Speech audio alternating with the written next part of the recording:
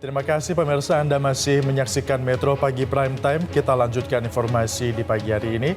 Ada informasi soal tabungan perumahan rakyat atau TAPRA yang dinilai mencekik masyarakat karena potongan yang masih tinggi namun hasil yang tidak pasti. Dengan dalih gotong royong agar kesenjangan antara rumah terbangun dan yang dibutuhkan atau backlog terpenuhi, masyarakat dipaksa menyisihkan 3% pendapatannya untuk dikelola negara. Lalu apakah program ini realistis di tengah harga perumahan yang kian melambung tinggi? Berikut ini liputan jurnalis Metro TV Reida Pulpi.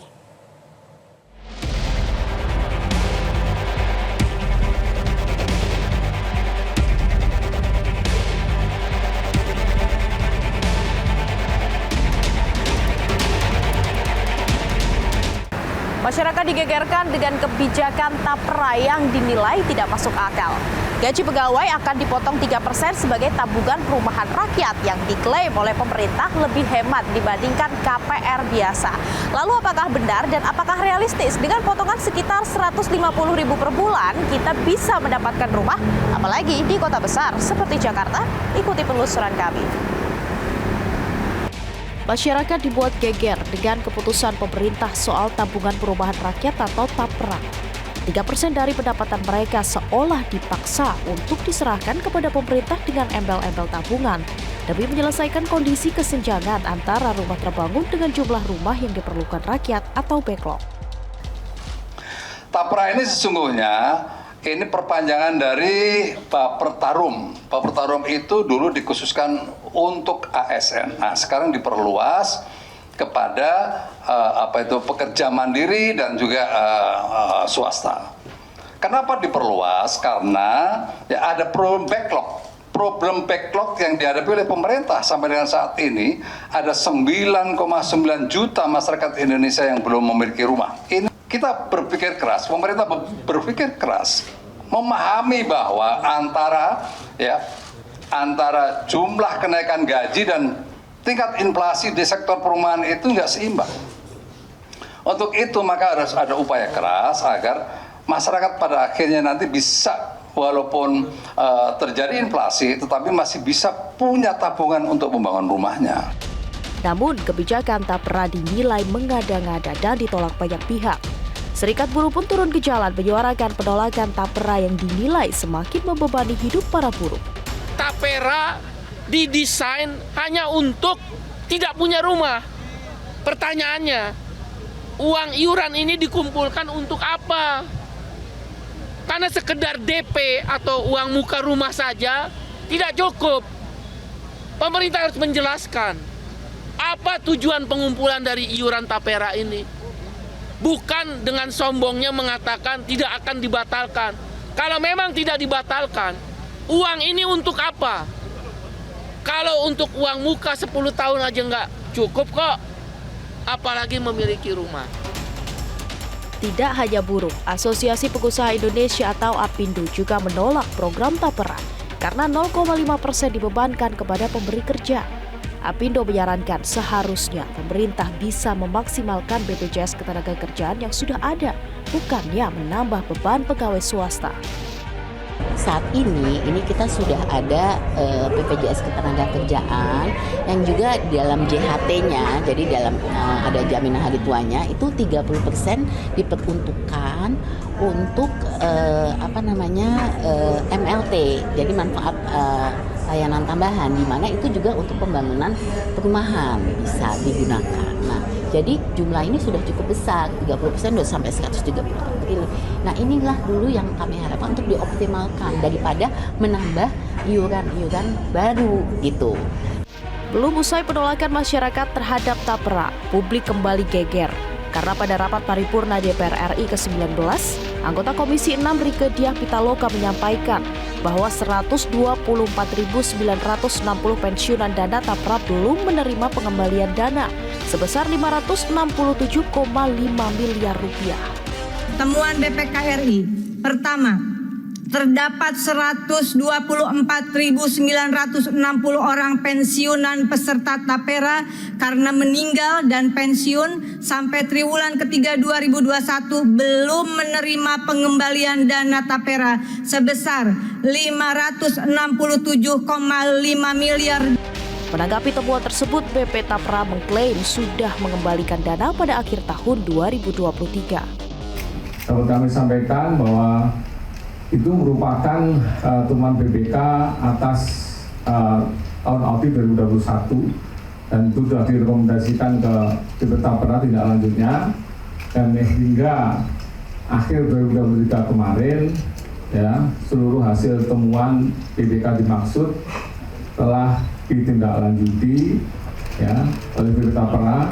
Dalam artian semua hak kepesertaan yang menjadi substansi temuan sudah kita kembalikan ke peserta penerima hak setelah kepesertaannya berakhir, yang ASN yang pensiun ya, dan sudah kami laporkan ke BPK tindak lanjutnya, kemudian telah dinyatakan selesai oleh BPK. Lalu sebenarnya seberapa besar keuntungan Tapra diklaim oleh pemerintah lebih menguntungkan dibandingkan KPR biasa? Kalau kita lihat dari simulasi penghitungan ini, untuk Tapra suku bunganya fix 5%, sementara untuk KPR biasa akan floating, biasanya mencapai 11%. Yang perlu diperhatikan berikutnya adalah limit kredit Tapra di masing-masing daerah yang berbeda. Kalau di Jabodetabek ini mencapai angka 185 juta rupiah. Yang menjadi pertanyaan berikutnya pemirsa, apakah kita bisa mendapatkan rumah di Jakarta dengan harga 185 juta rupiah? Ternyata kalau di DKI Jakarta sudah tidak ada rumah di bawah 1 miliar rupiah. Kita sedikit menjauh dari wilayah DKI Jakarta.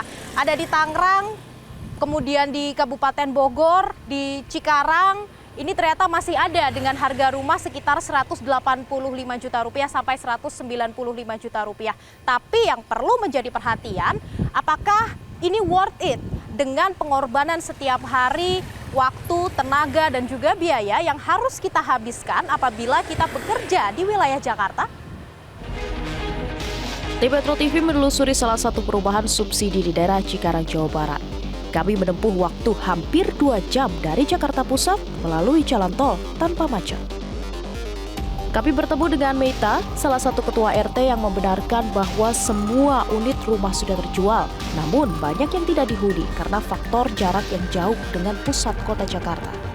Sudah laku sih Kak, udah laku semua, cuman belum ditempatin aja. Karena? Tadi alasan mereka sih ya karena memang anak-anak kan masih sekolah. Contoh ada yang di Bekasi, ada yang di Jakarta. Jadi alasan mereka itu kalau udah nanti lulus baru pindah, gitu sih alasannya. Adalah kendala salah satunya itu ya, jauh jaraknya gitu ya. Tetapi ada juga warga saya yang bekerja di Jakarta Pusat kalau nggak salah, di Jakarta Utara gitu ya. Nah beliau itu sekali seminggu pulang jadinya gitu. Mungkin terlalu capek kali ya kalau setiap hari pulang naik kereta beliau itu.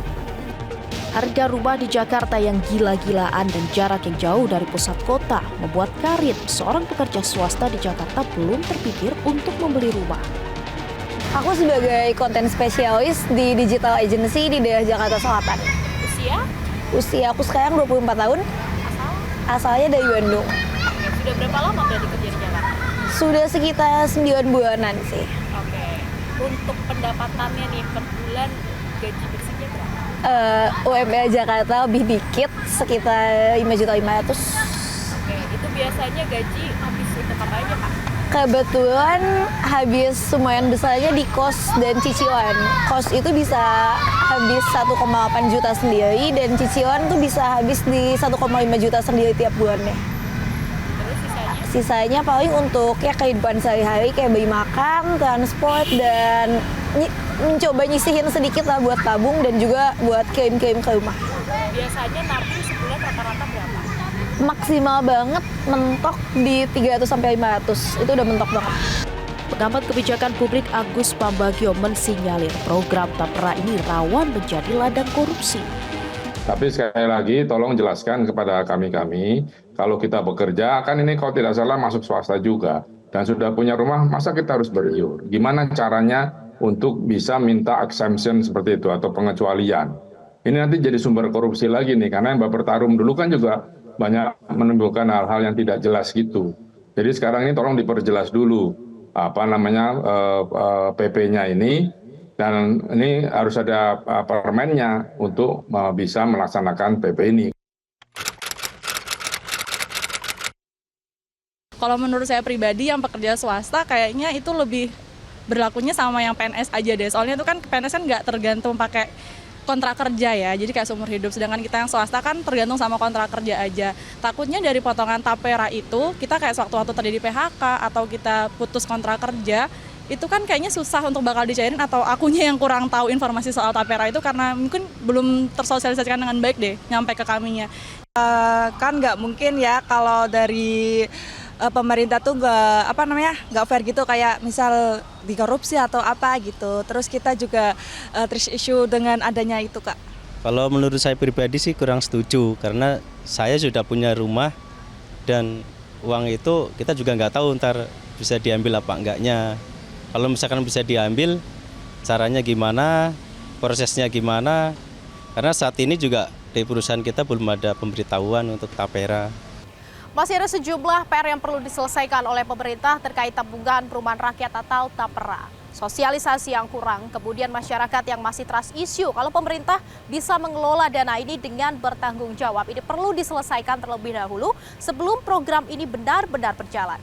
Dari Jakarta, Tim Liputan Metro TV. Jelajahi cara baru mendapatkan informasi. Download Metro TV Extend sekarang.